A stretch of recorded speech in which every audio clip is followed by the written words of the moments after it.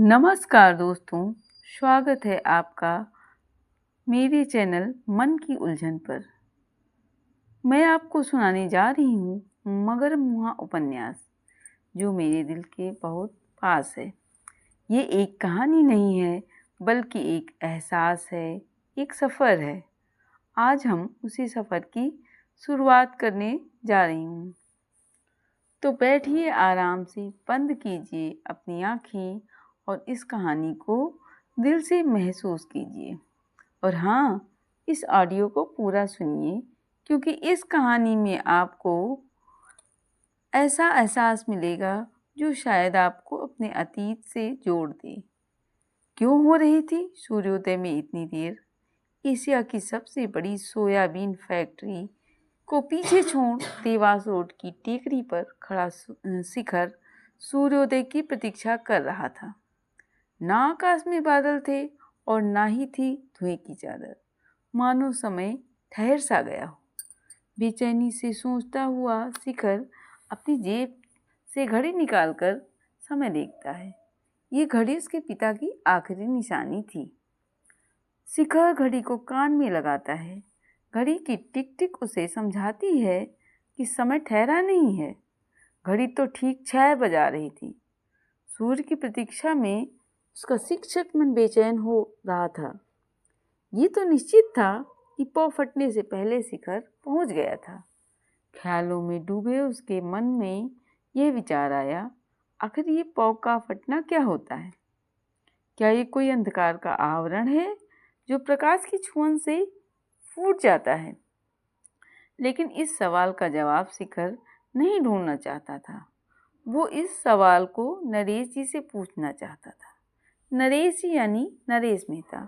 सुमन जी से पूछने का तो ख्याल भी नहीं आया उसे। सुमन जी यानी शिवमंगल सिंह सुमन पिछले 20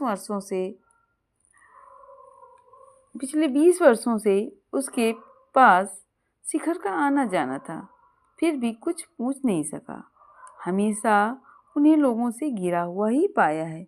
फिर भी सुमन जी आगंतुक से इतनी आत्मीयता से मिलते, मानो उसी का इंतजार कर रहे हों।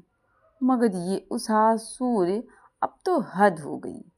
आखिर क्यों नहीं निकल रहा सूर्य अब तक? कहीं निरंतर जागने वाले सूर्यदेव की आंख तो नहीं लग गई, या फिर 7 घोड़ों में से कोई घोड़ा बिदक गया है? घोड़े की बात मन में आते ही शिखर को तांगे की याद आ गई। 60 के दशक में उज्जैन में क्या तांगे हुआ करते थे। उन सामंती तांगों में जोती जाने वाली घोड़ों की खुराक का अंदाजा तो उनकी शान और शौकत से लगाया जाता था। सर पर मुकुट जैसा लगा तुर्रा, उसके सीने पर लगा चमड़े का पट्टा और उनमें लगी पीतल की छोटी छोटी घंटियां।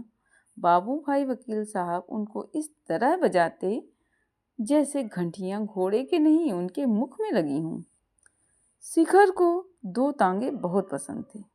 एक था तांगा नंबर 1। उसका नंबर तो 1 था ही, साज सज्जा भी नंबर 1 की थी। सफेद शानदार घोड़ा तेज होने के साथ साथ सौम्य भी था। उसका मालिक सर से पांव तक दूध जैसा सफेद।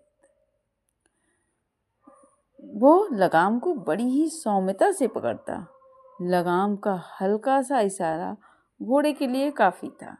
मनुष्य और घोड़े के बीच ऐसी बारीक समझ और किसी के समझ ना आती। और दूसरा तांगा, तांगा नंबर 53। ये साज सज्जा में तो पहले घोड़े जैसा ही था, मगर भड़कीले चटक रंगों से सजा हुआ। दोस्तों, आगे की कहानी सुनने के लिए जुड़े रहिए हमारे चैनल से। और अगर आपको हमारा ये प्रयास पसंद आया हो तो उसे लाइक, सब्सक्राइब कीजिए और कमेंट करके बताइए कहानी कैसी लगी।